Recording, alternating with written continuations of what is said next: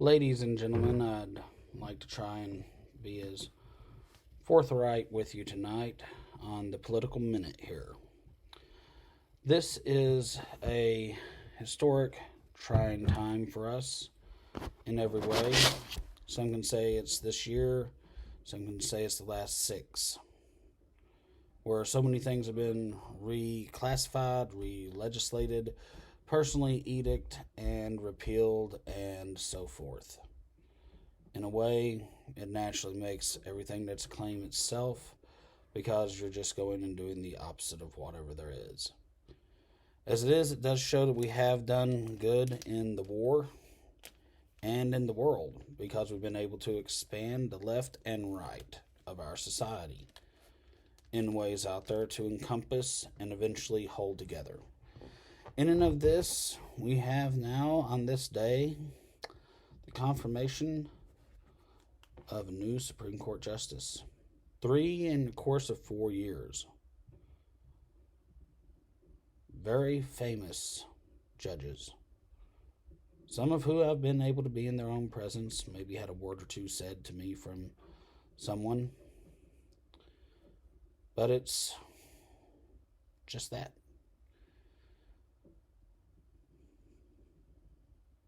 Take the memories for what they are.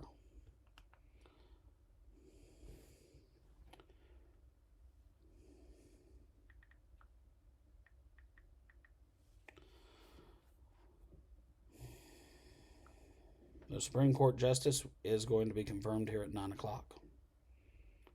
Regardless of anything one can say.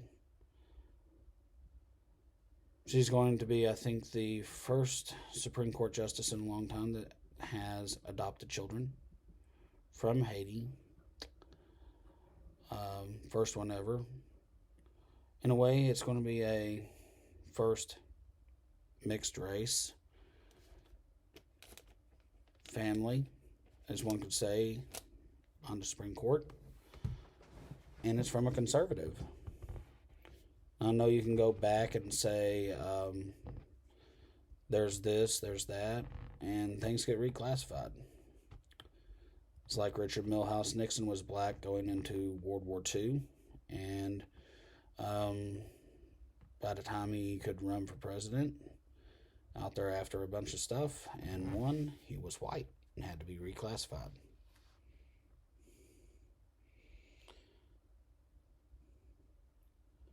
Amy Coney Barrett.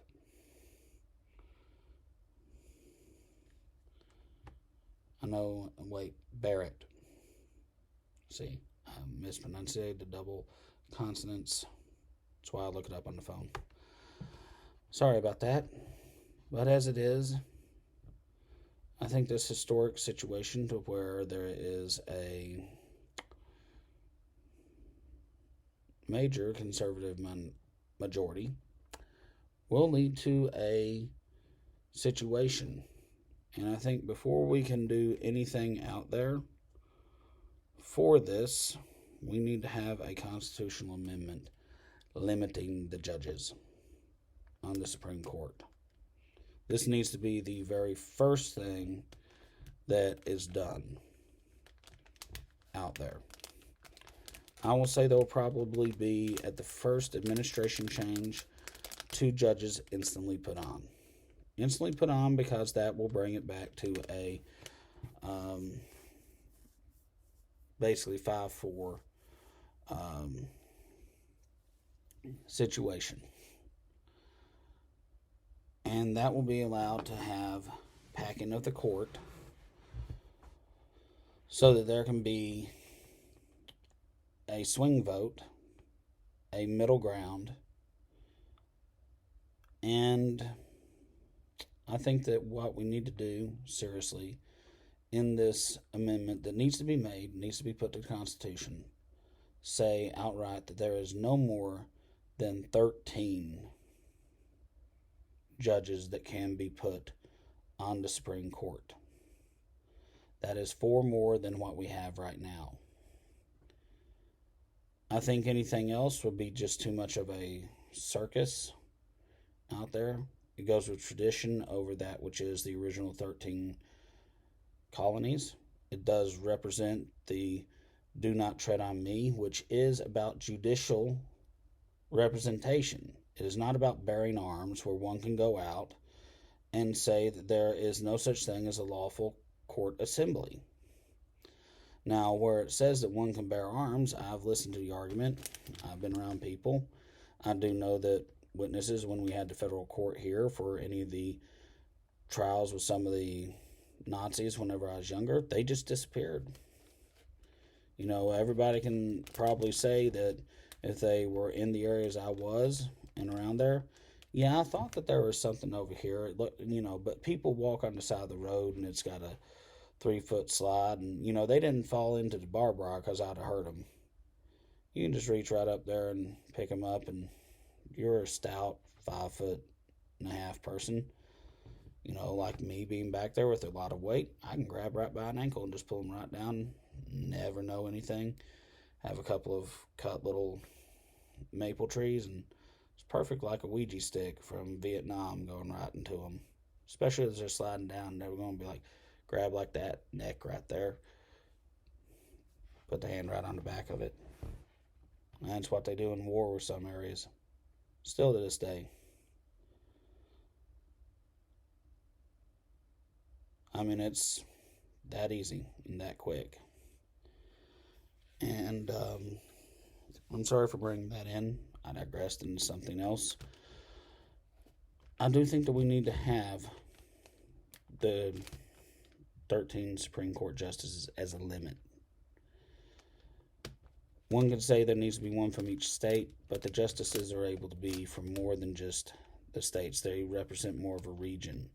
I think that's why they had kind of a 4 or 5 court justice for so long, is because the 4 corners of the land situation and other things like that. Anything more than 13, if they are going to start doing it, which will come up, we'll get to 150 million more here. We'll get to 750, I think, million in population. I don't think the USA has the mental closeness need for a billion or 1 billion.1 country. Maybe with like moon colonies or underwater ocean colonies or something else, we could definitely get there. But I think we really are separate from that. And I think that what we need to do is look at some of the founding father situations for this and be like, it's not conservative, it's not Democrat, it's traditional. And we need to try and issue a situation, and yes, it's just 4. But if anything is needed in a reduction of the number of judges, it can be put in there. There we go back to a 5 or 7 or 9. And we need to look at it that one cannot just come in and say, I'm going to put in, if we go back to 4 or 5 judges. In some reason there's a reason that we go back to 4 or 5 judges. And that they remove a seat from the Supreme Court. Or 2. There should not be the ability for someone to say, put in more than 3 new judge seats in the term of 8 years. I would like to say that it should be only 2, like a senator from everything. Maybe someone would say there should be 1 to be put in every 8-year situation based off the founding of the Supreme Court. Not the Senate, not the President. That may be a nice situation, but as it is, a tie on the Supreme Court is something that is not really that great. And then it kicks it back over into legislation. And then it kicks it back over to veto. And while it can keep bouncing around in there in legal limbo theory, it's not really the greatest. I don't think we could make something, because if we did, it would be retroactive back towards the beginning, a habeas corpus situation of where we would nullify all the original rulings of the Supreme Court to have 4 people on it.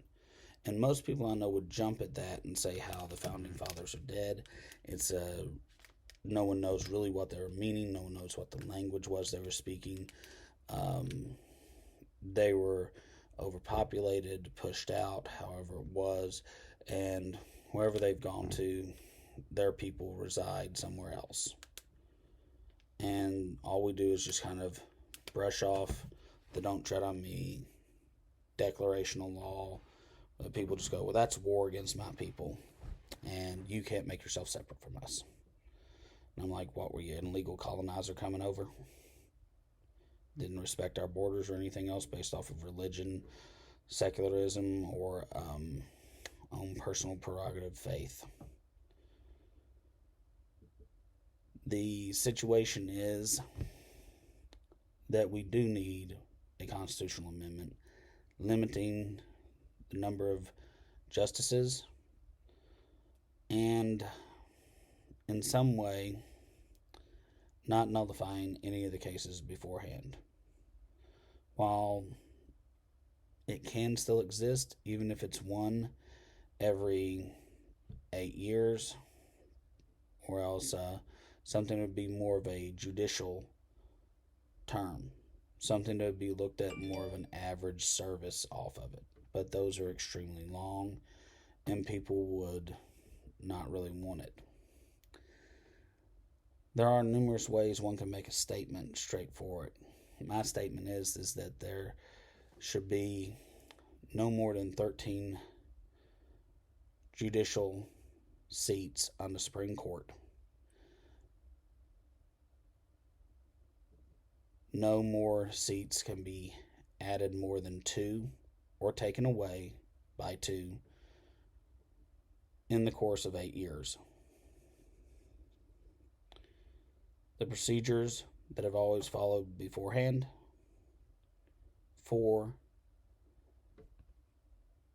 the election and appointment of Supreme Court justices by that which is the elected bodies of the common good shall remain in place.